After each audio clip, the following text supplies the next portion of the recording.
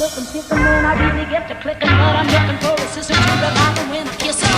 If you want some trouble, just let me know.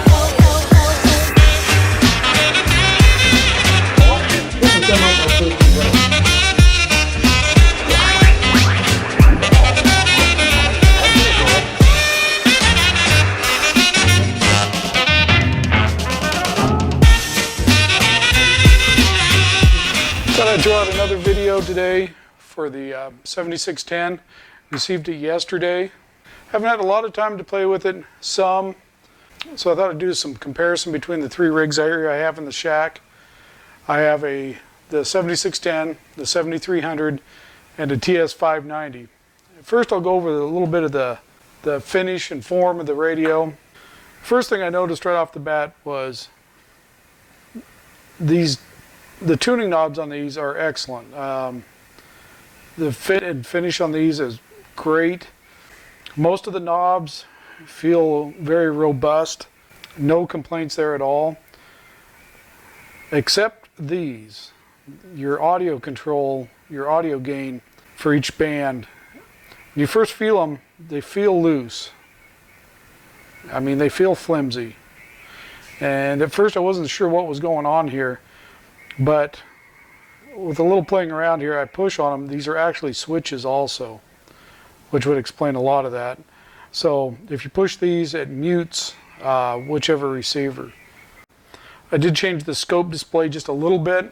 I wasn't real fond of the factory colors, so I don't know if this is any better, but we'll go with it for a while. The other thing I noticed right away was the difference in the screen quality between these two radios. This screen, I don't know if it's going to show up on the camera or not, but this screen is so much more vivid and detailed than this screen. There's nothing really wrong with that screen. I mean, it's perfectly usable, but this one, the meters, it just makes the meters feel like they're a real meter. Have no complaints on this screen at all. And for you guys that leave the plastic cover on, come on, rip that thing off and look at the joy of this screen. The dual watch feature works excellent on it. Dual receive, whatever you want to call it. Icom calls it dual watch. You can control each audio separately, and you can do different bands on this one if you want. One thing I really do enjoy about this radio over the 7300 is these buttons right here to switch your bands. That's something I really didn't particularly like about the 7300, is having to push there and then there to switch the bands. Just not my favorite thing. So that's almost worth the $4,000 right there to have that keypad. The split function is very simple on it. Boom, and you're in split. And it took me a little while, but I had a heck of a time figuring out how to make these two frequencies match. And how you do that is just hold down the split for a second, the two frequencies match, and then you can rotate this one to whatever, and away you go.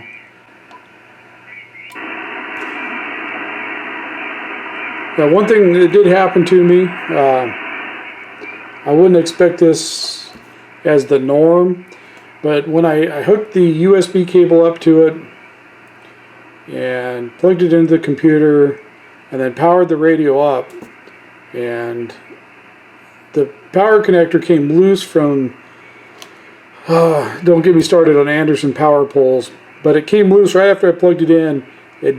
Just a little bit of vibration, it came back down off of the connector, and that radio powered down and back up. You know, it just took a second. I powered it back up. It killed my USB port on the computer. It actually killed 4 ports. So lesson learned there. That's the first time I've ever had that happen. I've hot swapped USB stuff for years. It's the first time I've ever had that happen. So I've been playing around a little bit between the 3 radios, and I'll be perfectly honest about it. The technology is advanced so far in these radios. What little increase you're going to see in receiver performance is pretty minuscule. This radio is more quiet on receive than the 7300. There's no doubt about that.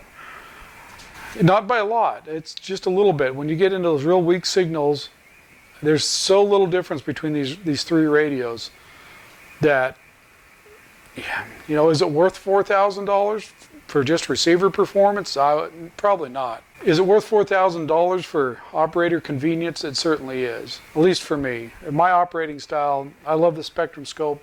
I've got receive antennas where this one thing I sorely missed with the 7300, it had no provision for a receive antenna.